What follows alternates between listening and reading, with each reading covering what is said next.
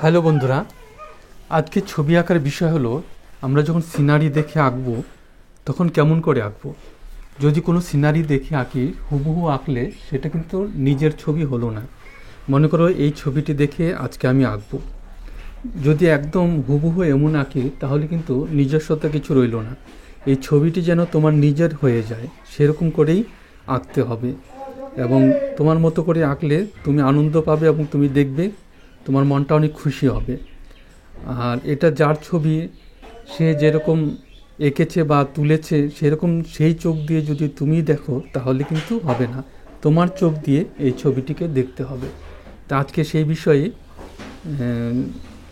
আলোচনা করব, আর এই ছবিটি তোমাদের এঁকে দেখাচ্ছি আমি কেমন করে আঁকবো। তাহলে চলো শুরু করি।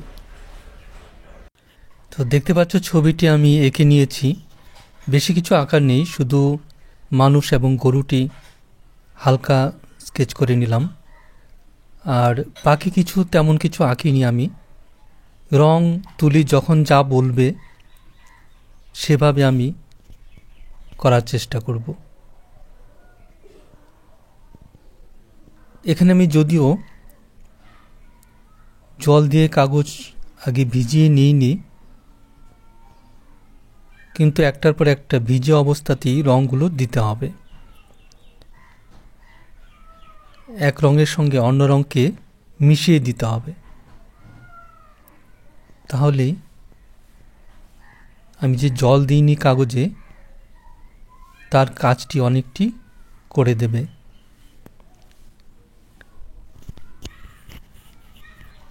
জল দিলে এক রঙের সঙ্গে আরেক রং মিশতে সাহায্য করে এবং রঙটিকে নরম হতে সাহায্য করে। তো সেই কাজটি আমি জল না দিয়েও করার চেষ্টা করব।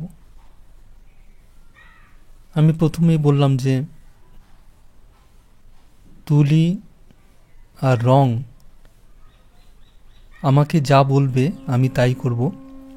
কিছু আমার মাথায় কাজ করবে, কিছু তুলি নিজে কাজ করবে, কিছু রং নিজে কাজ করবে। এভাবেই সবাইকে মিলেমিশে একটি ছবি করতে হয়।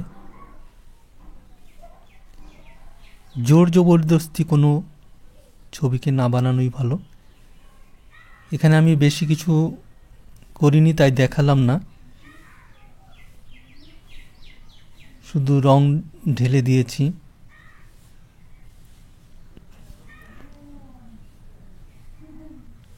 ছবিটি আমি রাতের বেলায় করছি, আমার ভালো লাইট নেই তাই এত ভালো দেখা যাচ্ছে না, তবে এরপরে বাকিটুকু আমি দিনের বেলা করব। এই যে এখন আমি দিনের বেলায় করছি, শুধু রং লাগিয়ে গেলাম। আর ওই ছবিতে যে রং আছে সেই রঙে যদি করা হয় তাহলে বিশেষত্ব কিছু থাকবে না। তুমি রঙের সঙ্গে রং মিলিয়ে ব্যবহার করবে, শুধু ডাইরেক্ট যে কোনো একটি রং কখনো দিয়ে দেবে না, তাহলে ভালো লাগবে না। কোথাও যদি সবুজ দেখতে পাও সেখানে যে সরাসরি সবুজ দিয়ে দিলে, ডিপ সবুজ বা হালকা সবুজ, তাহলে কিন্তু সেখানে বেশি ভালো লাগবে না।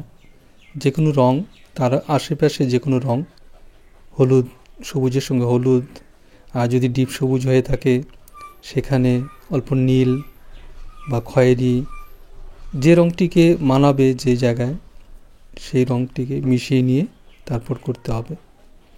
আর বেশি কাজ অবশ্যই করবে না, যেহেতু জল রং।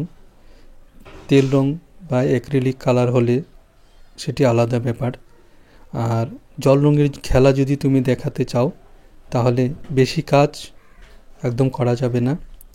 রং নিয়ে খেলতে হবে, রঙকে খেলতে দিতে হবে,